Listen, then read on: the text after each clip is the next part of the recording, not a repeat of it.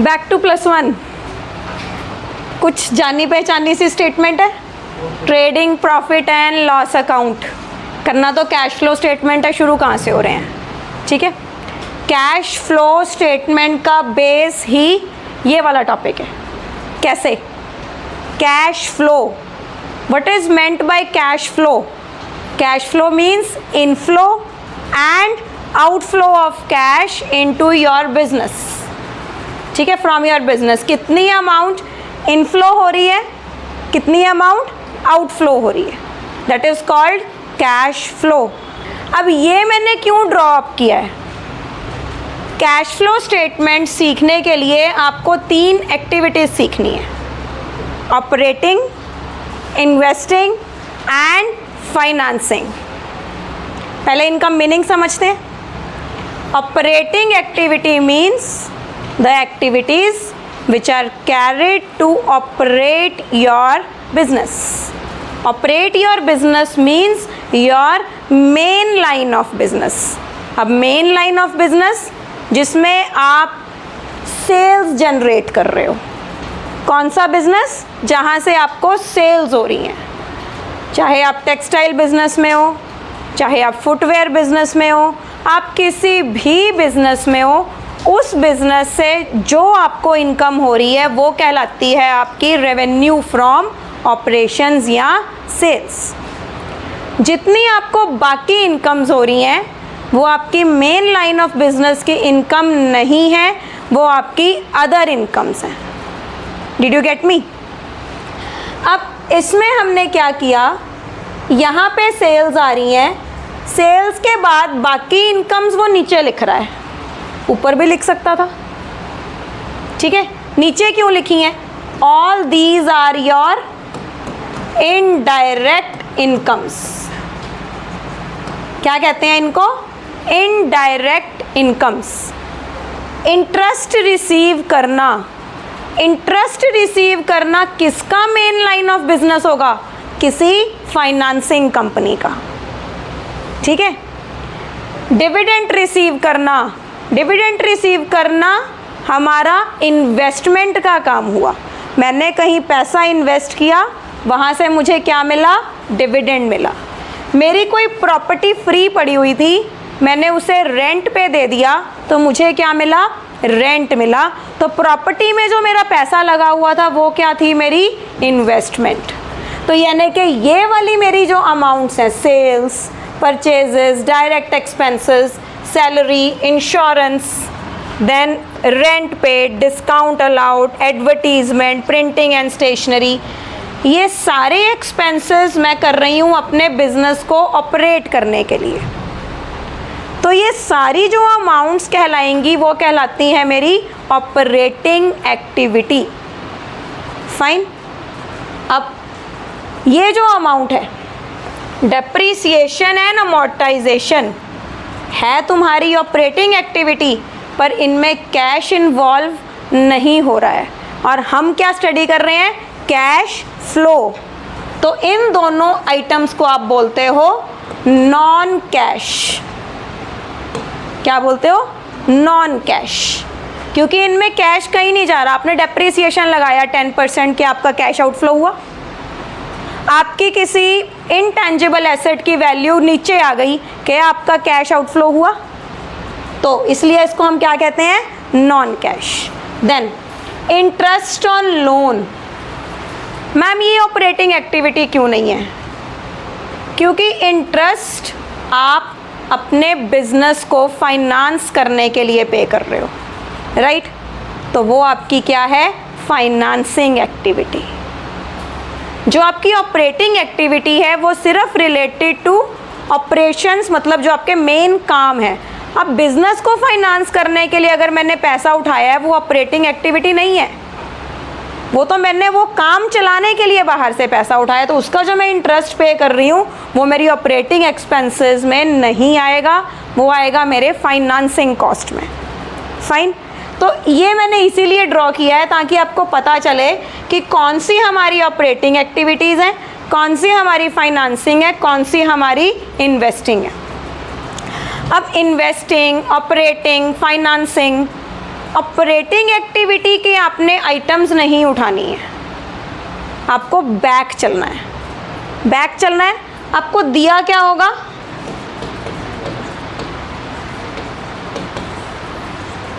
ये वाला profit, net profit. अब ये जो नेट प्रॉफिट है इसमें सब कुछ एडजस्ट हो चुका है, सब कुछ, और आपको बैक चलते हुए सब कुछ 3 एक्टिविटीज़ में क्लासिफाई करना है। मेरी बात समझ गए?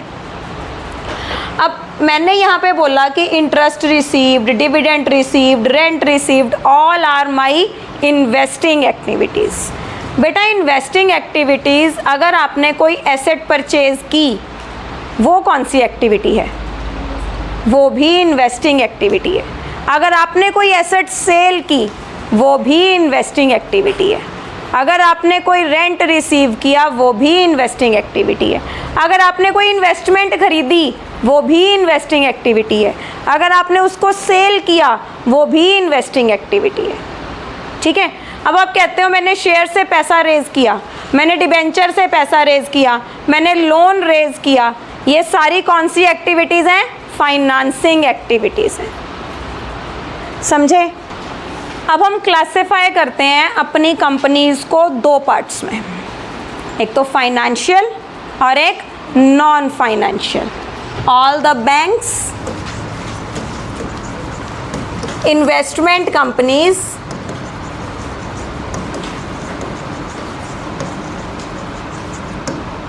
Mutual funds,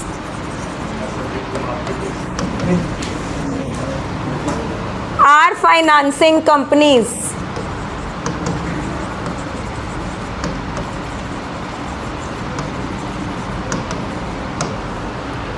All trading companies, manufacturing companies and other business establishments are non-financing companies. क्या सभी ने? देखो बेटा, जो फाइनेंसिंग कंपनीज हैं, फाइनेंसिंग कंपनीज का मेन काम क्या होता है? आपसे डिपॉजिट ले लिया पैसा और आगे उसको लोन की फॉर्म में दे दिया। ठीक है।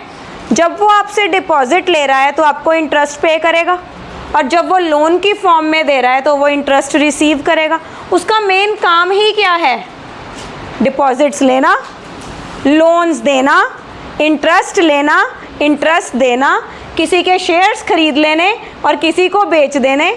उसका काम क्या है? कुछ नहीं है। उसने इधर का पैसा इधर, इधर का इधर करना है। किसी के शेयर्स खरीद लिए, डिबेंचर खरीद लिए, किसी को बेच दिए, किससे पैसे ले लिए, किसी को दे दिए, तो वो उसका मेन काम है। तो मेन काम है तो क्या बन गया? Operating activity.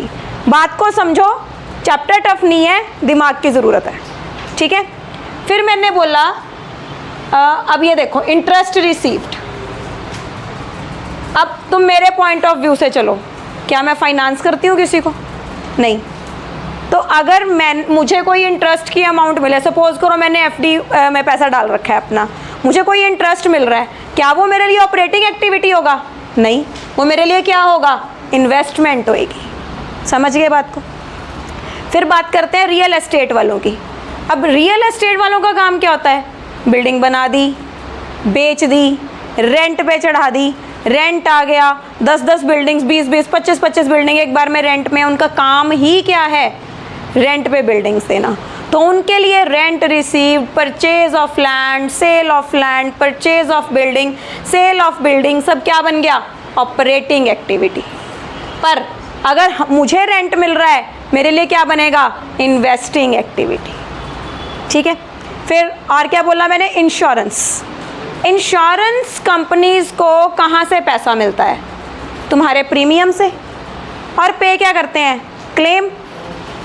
प्रीमियम से पैसा मिला, क्लेम मिला, दिया, वो बन गई ऑपरेटिंग। पर अगर इंश्योरेंस वालों ने आगे अमाउंट किसी कंपनी के शेयर्स या डिबेंचर्स में डाल दी और वहाँ से उन्हें इनकम हो रही है, वो क्या बनेगा उनके लिए?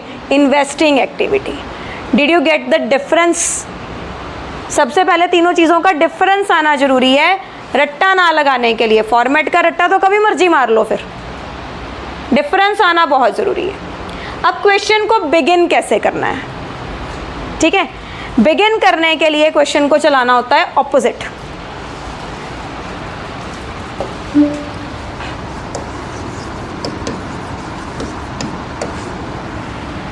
अब ये स्टेप 1 क्या है? स्टेप 1 में हम कैलकुलेट करते हैं net profit before tax and extra ordinary items. Interest पे करने के बाद जो प्रॉफिट आता है उस पे हम टैक्स पे करते हैं, उसके बाद डिविडेंड पे करते हैं, कुछ पैसा रिजर्व्स में डालते हैं और उसके बाद हमारे पास कुछ बच जाते हैं, क्या? अनडिस्ट्रीब्यूटेड प्रॉफिट या सरप्लस, जो भी हमारे पास बच गया। तो यहाँ पे हमें उसी सरप्लस को पिक करना है। सरप्लस निकालने के लिए आपने क्या कुछ माइनस किया? सीधा चलो, इंटरेस्ट माइनस करके आपके पास क्या आया? Profit before tax. उसके बाद आपने क्या पे किया? टैक्स पे करने के बाद आपके पास आ गया प्रॉफिट आफ्टर टैक्स। अब इस प्रॉफिट को आपने कुछ डिविडेंड बांट दिया, कुछ पैसा जीआर में डाल दिया, कुछ पैसा अब उसके पास जीआर में डालने के बाद कुछ किसी और रिजर्व में, समझ लो कि मैंने कंटिंजेंसी रिजर्व बना दिया। सब कुछ करने के बाद मेरे पास एंड में क्या बचा? अब मुझे यहां से वापस जाना है। मेरी बात समझे? मुझे यहां से कहां जाना है? वापस ऊपर, क्योंकि मुझे क्या चाहिए? Net profit before tax. Did you get my point? क्या चाहिए मुझे? Net profit before tax. तो यानी कि मैं ये भी ऐड करूंगी, मैं ये भी ऐड करूंगी, ये भी ऐड करूंगी और ये भी ऐड करूंगी। Did you get my point? बात समझ में आई कि नहीं आई? नेट प्रॉफिट बिफोर टैक्स तक जाने के लिए हमारी होती हैं 4 items add. Closing surplus, sorry, closing surplus minus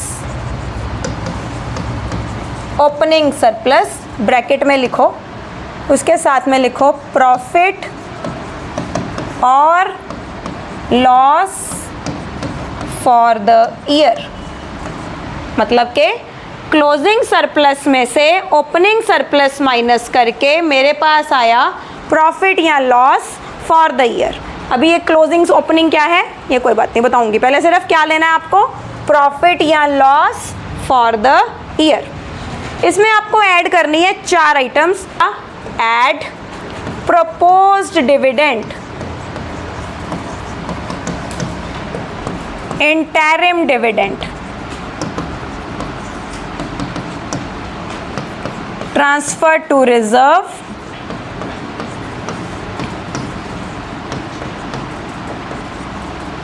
and provision for tax.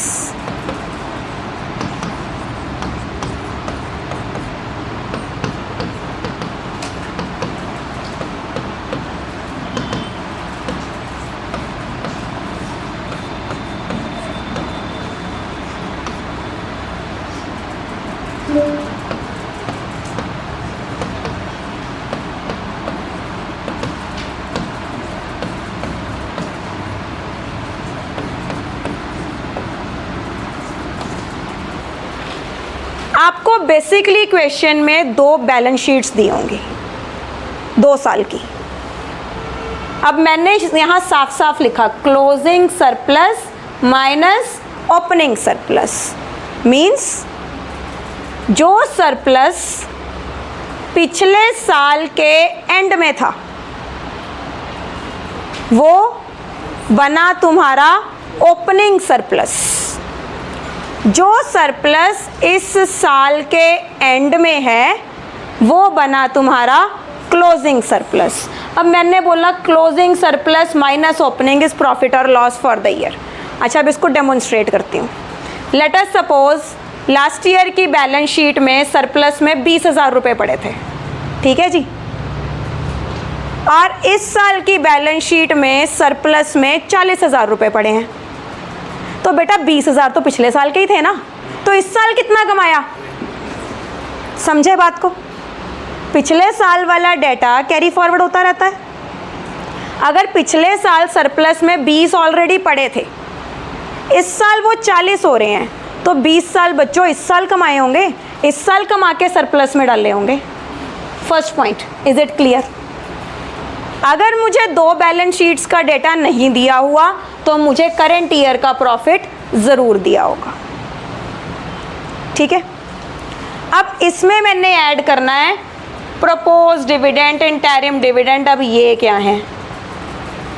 Propose dividend क्या होता है? Propose dividend is a contingent liability. First point, what is meant by contingent liability? देखो, कंपनी मीटिंग्स होती हैं जो साल में एक होती है, जिसमें एनुअल जर्नल मीटिंग, जो एक कंपल्शन होती है, जो होनी होती है। इस मीटिंग में जो डायरेक्टर्स होते हैं वो कुछ डिविडेंड अनाउंस करते हैं। अब अनाउंस तो कर दिया, कहते हैं ना चिल्लम चिल्ली कर दी, इतना देंगे, पता नहीं देंगे कि नहीं, बोल के छोड़ दिया, उसको हम क्या कहते हैं? Propose dividend. जो डिविडेंड एनुअल जर्नल मीटिंग में डिक्लेयर हुआ उसे क्या बोलते हैं?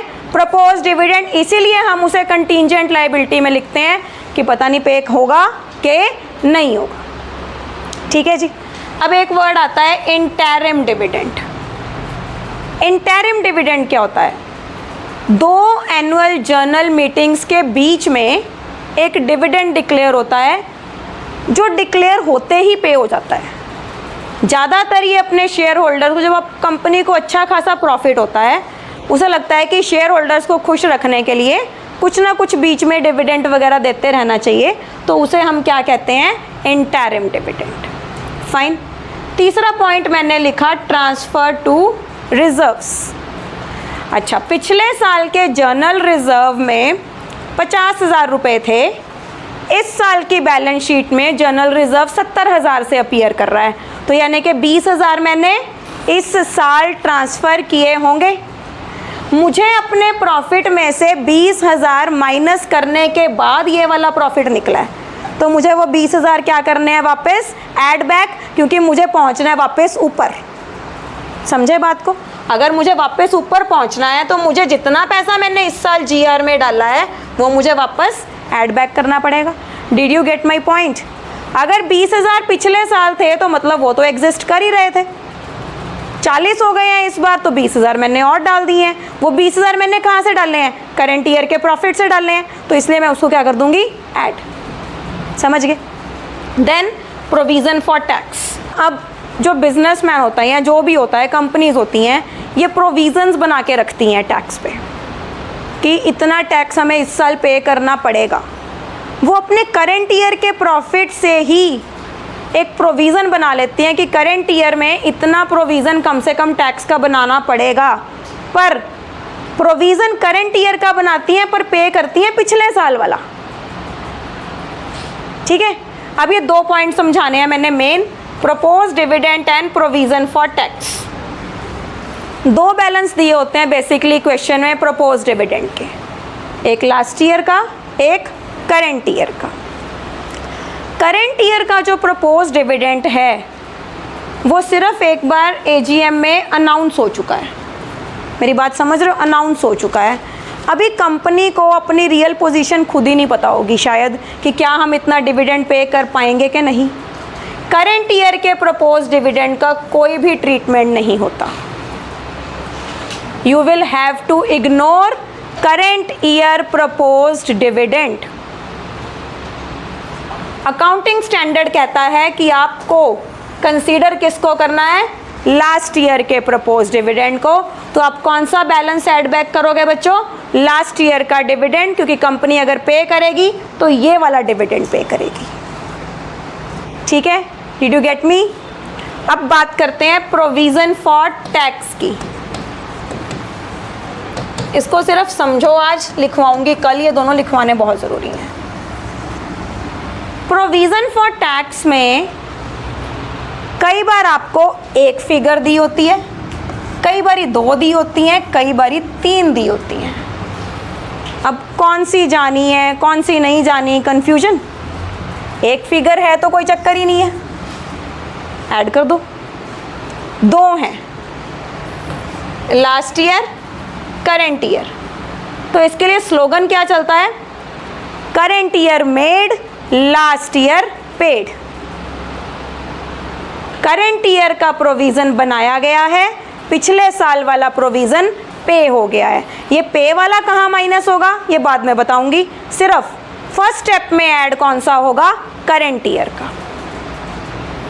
ठीक है, तो स्टेप 1 में आपके ऐड होगा करंट ईयर का प्रोविजन। कई बार हमें दी होती हैं 3 फिगर्स, लास्ट ईयर का प्रोविजन का बैलेंस, करंट ईयर के प्रोविजन का बैलेंस और करंट ईयर में कितना प्रोविजन बनाया था। जो बैलेंस है उसका मतलब क्या होता है? एडजस्टमेंट्स करने के बाद जितना कैरी डाउन किया। What is meant by a balance? तुम किसी भी अकाउंट को बैलेंस करते हो, बैलेंस का मतलब क्या होता है? Any account, any account, debtor account, creditor account, what is meant by a balance? सब कुछ एडजस्ट करने के बाद जो आया। तो अगर प्रोविजन फॉर टैक्स के 2 बैलेंस दे रखे हैं तो वो कौन से बैलेंस हैं जो मैंने आगे लेके जाने हैं, जो मेरे एडजस्टमेंट करने के बाद आया है। जो थर्ड फिगर दी होगी वो 2 में से एक हो सकती है, या तो करंट ईयर का प्रोविज़न दिया होगा या टैक्स पेड दिया होगा। उसके लिए बनाएंगे अकाउंट, अभी नहीं आएगा, आगे आएगा, सिर्फ बता रही हूँ।